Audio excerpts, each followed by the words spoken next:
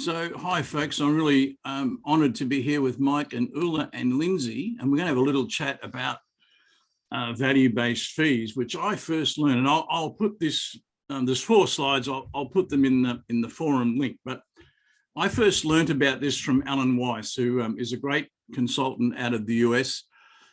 I've had the great fortune to spend a bit of time with Alan many years ago, but I regard this book as one of the most important books. If you're in consulting or mentoring or coaching or speaking or podcasting, whatever it is that you do, design, Mike, then that book has value for you. The key lesson of the book is that reaching a value-based fee as opposed to a price, or as different to a price, is about reaching a shared view about what are the objectives, measures, and values. Now, giving you a little bonus there, I have a complimentary online course about shared view. It's one of the biggest topics that I work with my clients on. So I put the link in there. That's a free online course for you. So I first started using value-based fees in about the year 2000. And then in 2004, 2005, around there, I came across some research from Dr. Brett Peterson out of Columbia University about meetings and events. And I found it absolutely fascinating that 26% of success happens before an event and 50% after. So the actual event itself, the speech, the coaching, the mentoring session, whatever it is actually the least most valuable part of the equation. And so I took that research and then over time used that to explore value-based fees with people. Here's a case study. And I've probably done a case, this has probably been a conversation that I've had with probably 1,000 people over the last 15 years or so. Pretty much 80% of the time it led to a higher fee than had I just been giving them a speaking fee or a mentoring session fee or whatever. So this works, ladies and gentlemen. The case study is pretty straightforward. So the client rings up and says, you know, what fee would you do a speech for us? And I always said, after I learnt this, it depends. They always say it depends on what. And I would say it depends on what you and your people do with me before and after my speech, because we know, and then I'd quote the statistics. And they'd say, really? Or something similar. And I'd say, shall we explore some possibilities? Absolutely. Firstly, let's make sure that we're on the same page about the objectives of the speech, how you'll measure its success, and what value that success will mean to you. That's straight out of Alan Weiss's book, which I do keep handy in my office here. As you see, it's well thumbed. There's lots of notes, lots of pages. It's one of the most read books in my library. So the client says, sure. So you've got a reputation for stirring hearts and shifting thinking in your speech. So if you do that, we'd be very happy and we'd like some resources, you know, yada, yada. I then say, well, yes, it is hard to know the value. So here's a couple of possibilities. I'll interview 20% of the participants prior to my speech. I'll get a feel for where they're at and where they'd like to shift to. You and I will chat and we'll make sure that these shifts are in line with your wants.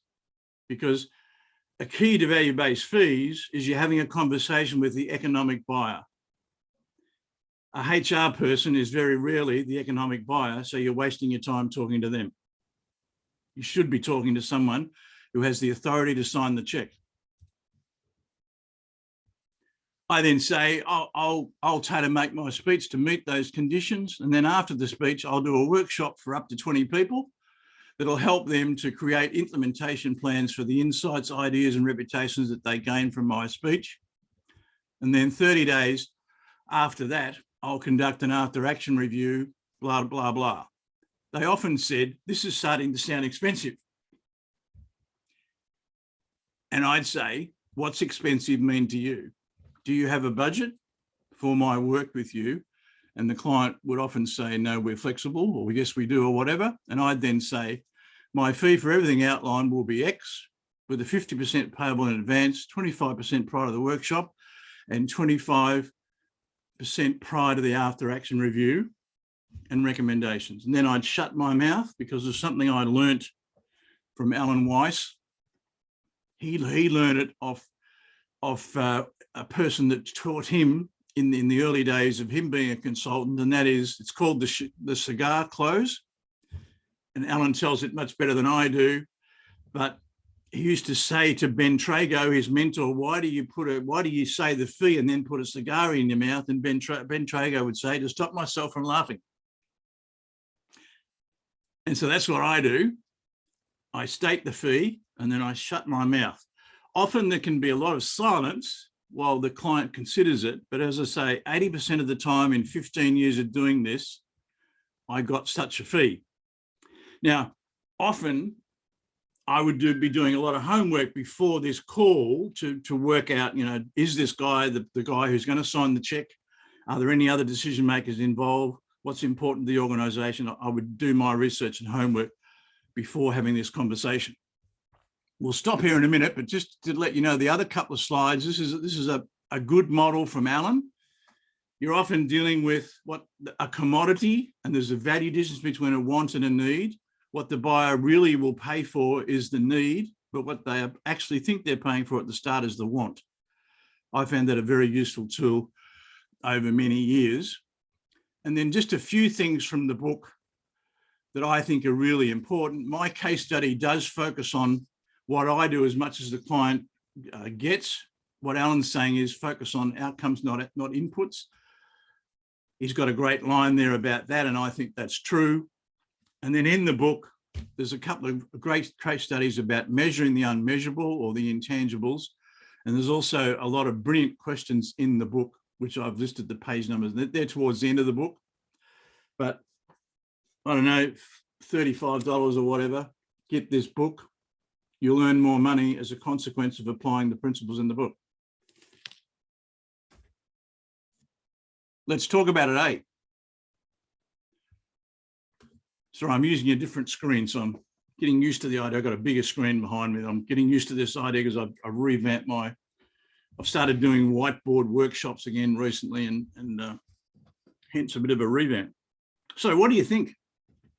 What resonates with you with what I've just shared with you? What doesn't? What questions might you have? I like your presentation, Ian, very much, because it's short and crisp and brings the topics just to the point. Thank you, Mike. There is one thing I'm just want to ask, or just want to discuss with you. Usually, the larger the organization is, the more the guys or women from the department you work with and the guy who signs the contract, they are sometimes very far away.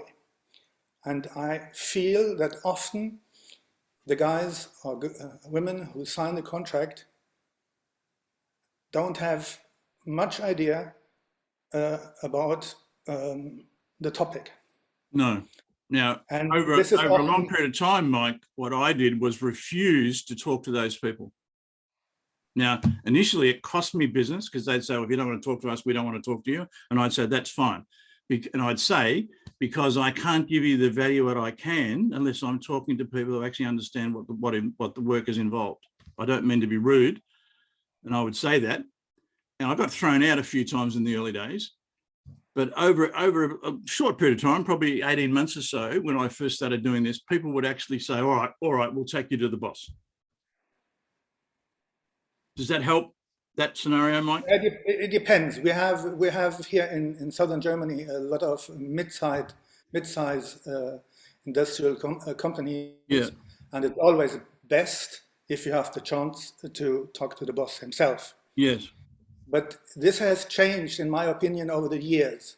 If you go back about 10 years, the chance to talk to the boss was, there was a bigger chance to talk to the boss than today, because today everything is done in team decisions. Yes. And there are many people joining these teams, and if there are 10 decision makers, sometimes it's enough that one or two say, "Oh, I don't like," or whatever, and then it often becomes complicated. Yeah, I think that's true. I think over the years, that applies a bit here too, and a bit in other places. And I think it really comes down to reading a room, because usually there is 2 or 3 actual decision makers and the rest not really. And it's a matter of pitching to them without pissing off the others. Now, that's a little bit trickier than dealing with a CEO or a key decision maker one-on-one, but it can work. And it's just, I learned this from Alan too, it's about continually demonstrating value. And those, I had a team interview not so long back where they just kept wanting me to cut my fee. I used that conversation I shared with you previously. Because people would say to me, if we just get you to speak, what's your fee? And I'd say, well, I don't just do that, but if that was a hypothetical, it would be $5,000. Whereas my fee after the conversation was usually at least double that. And so that gives them a bit of a ballpark, but then they want to keep cutting it back. And I'd say, well, what value do you want me to take out of the work I'm going to do with you? Which was a question I learned straight off Alan. And that usually gets to a nitty-gritty point. You still end up with a higher fee than you would have got anyway if you just had a price. Because if that first question, what's your fee, and I told them $5,000, I'm not going to get any more, most unlikely. But if you say it depends on what, depends on value, and you explain why we're using that, and you have a conversation about value, people that understand value is different to price, they will generally get in the conversation. I think it was Warren Buffett who said, price is what you pay, value is what you get. And that is a nice insight into these kind of conversations. It's all about, as Alan says, it's about getting a shared view around what are the objectives, how will they be measured, and what does value look like, because value is always in the eyes of the beholder. If you go to the bakers and ask, what is the fee? They ask you, what do you want? Do you want a little bread, or do you want a Christmas or a wedding cake or whatever? Yeah. And it depends on what you want, which is why the difference between wants and needs is an important part of the equation, because often the buyer is asking for what he thinks he wants, but he's not actually asking for what he actually needs. And so that's another conversation. But there's no question in my mind, after a long time doing this, that when you get people to pay for what they actually need as opposed to what they think they want, you earn more money.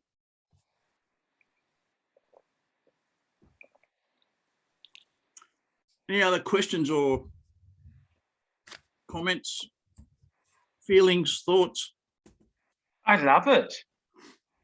It really sits well with me. Yeah. Glad to hear it.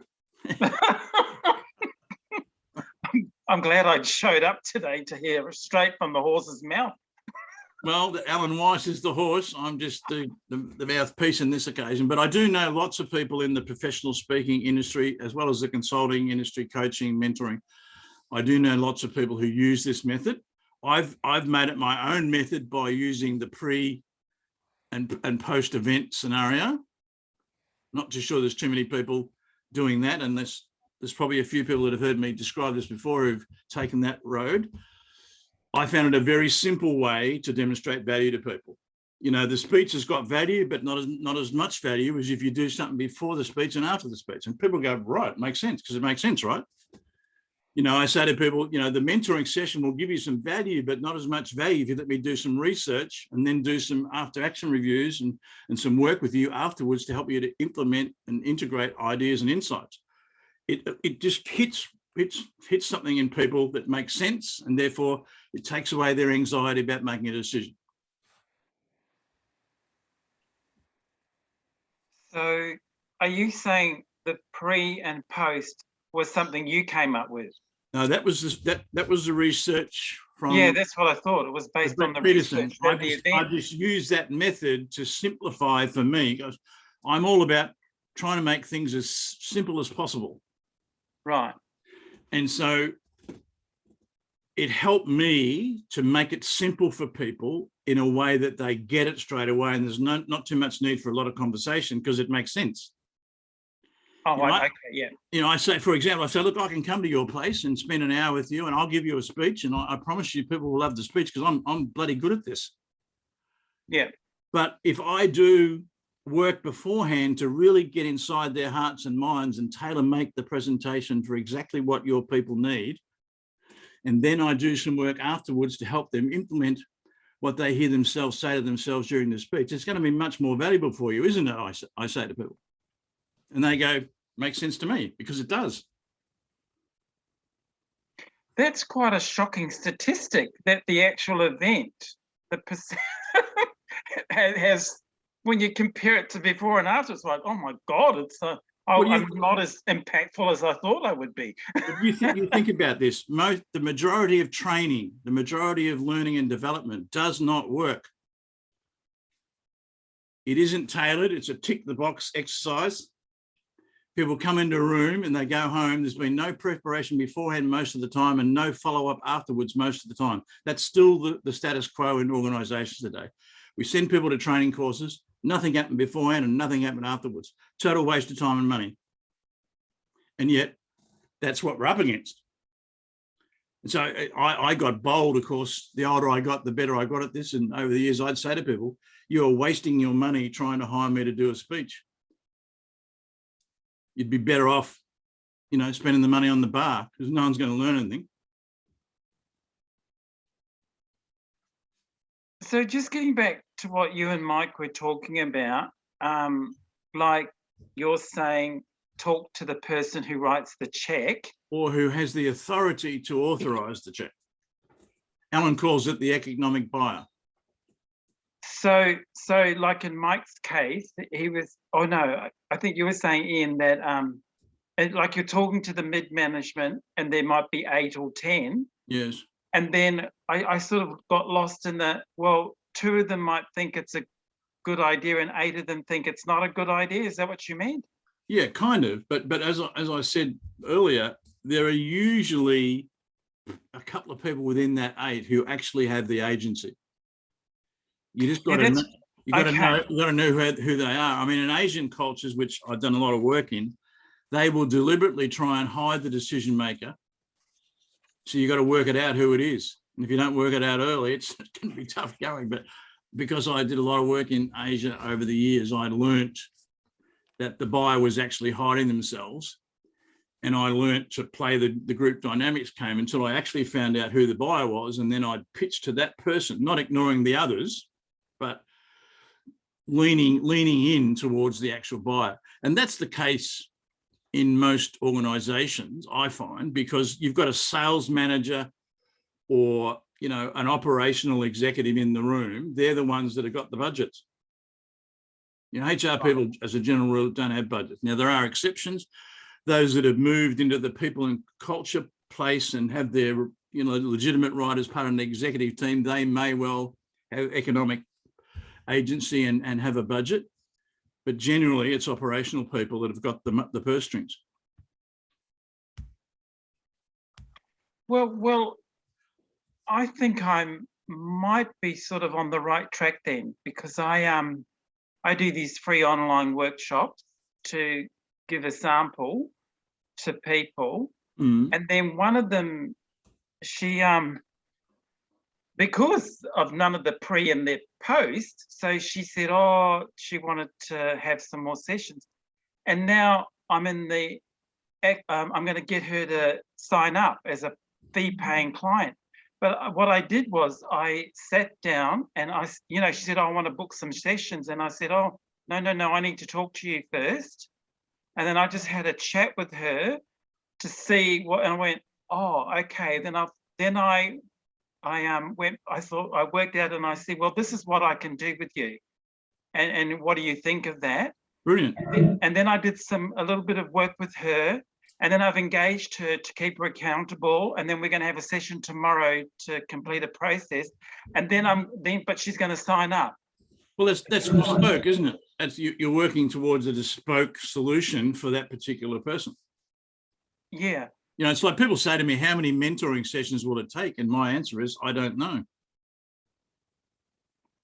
But, and this is probably a key point to this.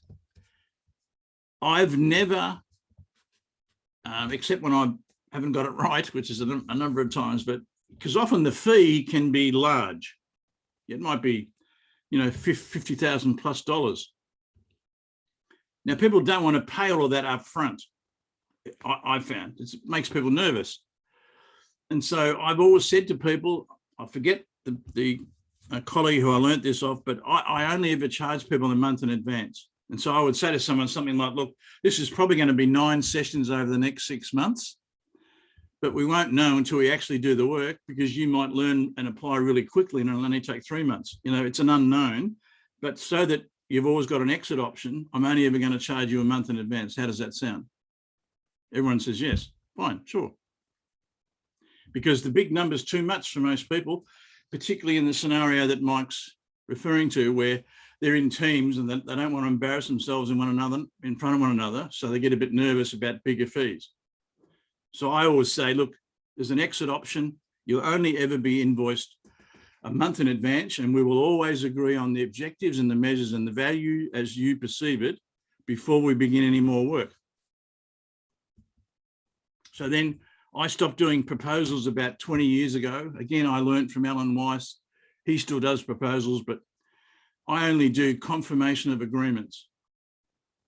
So I would say, dear Lindsay, as per our chat today, it was wonderful to see you. We've agreed on the following objectives and how our progress towards them will be measured. We've agreed on what value this is to you, yada, yada, yada. Pretty much a 1-page letter emphasising the fee in advance and attaching an invoice.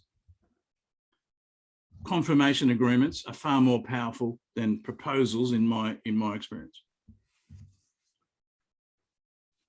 But it's another way.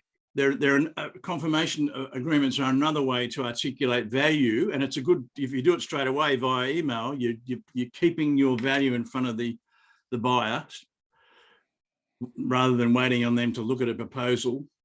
I found proposals pretty much a total waste of time, so I stopped doing them a long time ago. I also feel if they have the possibility to opt out after several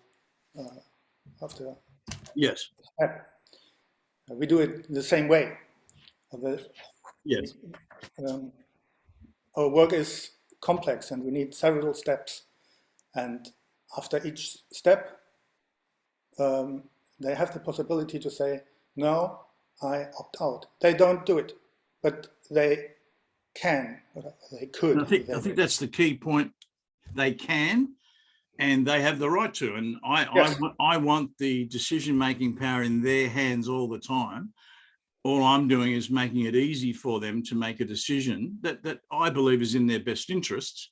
Yes. But equally, I've had conversations with many people. I say, look, you know, we might do 2 months' work, and we might not like one another, and we might not achieve exactly what you want, and therefore we've both got an opportunity to say, look, let's stay friends and move on, because not every assignment works.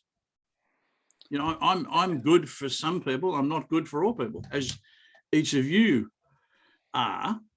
And I found this was a good way to really get to know the buyer. I mean, I've got clients now who have been with me for 10 years plus. But it all started, and it's still the case even for them. They pay monthly in advance, or some of them do pay quarterly and some of them do choose yearly in advance, but that's a choice that they make. But the principle is still the same. As I say, I was in the room this morning with two. One guy has been a 20-year client and the other guy has been a 10-year client, and they're still both paying a month in advance. Ian, if someone chooses to pay a year in advance, yeah, do they get, I don't know about discount, but like as opposed to someone paying monthly, do they get rewarded for making that decision? Yes, I give them a 10% discount. Right, right. So something I think I learned off Alan as well, because Alan's big on retainers, and I've used the majority of my business, 60, 70% of it is retainers. So they pay monthly, quarterly, or yearly in advance, because it's a good way to manage cash flow. And if you base it on value-based fees, then you're setting up a process. Now, I'm not currently earning as much as I'd like to be, because I've been out of the game a bit. As you know, I've had health challenges and I haven't stayed in touch with people as much as I normally would. So I'm a little bit out of the game, but I must say that just doing this with you has given me a re-energization. So thank you. I think that was one of the main reasons we are meeting. At least it is for me. I get reassured of myself, what I want. I like what you put together. There are several elements of things I've known already. I've read about your tip of Alan Weiss is his name, and looked up the book and was a little bit, oops, that's a bit expensive. Is it really worth it? Definitely worth it. As I say, this is a well-thumbed copy, and my bookshelf is just there, but I do look at it a lot. The questions at the back are worth the price of the book, Ulla. The questions about how to qualify the buyer, how to establish objectives, how to establish value, etc., that they're worth the price of the book. I've learned those questions off by heart over the years, so they come to me in the moment. And as I say, I was lucky enough, I spent time with Alan in 2004 and again in 2008, and we've stayed in touch a little bit over the years. I had him come out to Australia and do some work for our Professional Speaking Association out here. He's a good guy, and he's very clever and wise in these matters. So I don't get a discount or anything, but I'm more than happy to recommend him. I don't know if any one of you knows High Probability Selling, the book. Rings a bell? No. Who's the author, Ulla? I don't know. I would have to go to my bookshelf and look it up, but I can write it in the forum. Yeah, great. And that was the first time I came across this idea I hear you are proposing, that me, myself, as the person doing the work, has a worth too. And this high probability selling is about contacting your prospect and clarifying in the first contact, is there a probability of this person becoming your customer? Yes. And if you find out in the first contact that the probability is none or not high, you let go. Yeah. Alan and focus on the next one, because you only have so much time. Yes. And if you focus your time on those people who are high probability prospects, yes, who will most likely become customers, it makes sense to me. Yeah, wunderbar. And that's what I like about this concept, to say I have a worth. And the other thing I like is, as a designer, I think Mike can say the same. People come and say, I need a flyer. And then you can say, okay, I'll design you a flyer. But you can also ask, what do you want to do with this flyer? What does this flyer mean? What is the purpose of doing this flyer? For what do you want it? And then sometimes you find out, okay, a flyer is a good way, but sometimes you find out, no, for what the person wants to achieve, there would be another way. And that's what I like too, is not letting the customer dictate how your work should look like, because if it is in design, or if it is in coaching or mentoring or whatever you do, the customer doesn't know how the work has to look like. No. So it is best fit to the problem he wants to solve or what he needs. And that's what I like too. Yeah, brilliant. Alan's got a little model. He talks about getting a series of yeses. Yeah, So exactly. if you get the first yes, you get the second yes, and so on. And you only keep going if you're getting yeses. Otherwise, Yes. Otherwise, And that's in high probability selling too. Yeah. And then because Lindsay was so astonished about the percentages of what does what, as designers, we know, for instance, if you do a presentation, only 7 to 10% what you're talking about is important. The rest is the surrounding, the voice, everything surrounding it. And if that's not good, then that little bit what you're saying will not work. No. Now, plus the other thing I must emphasize that I found really important over the years is that when I started interviewing people prior to my speeches, I got to know them as human beings.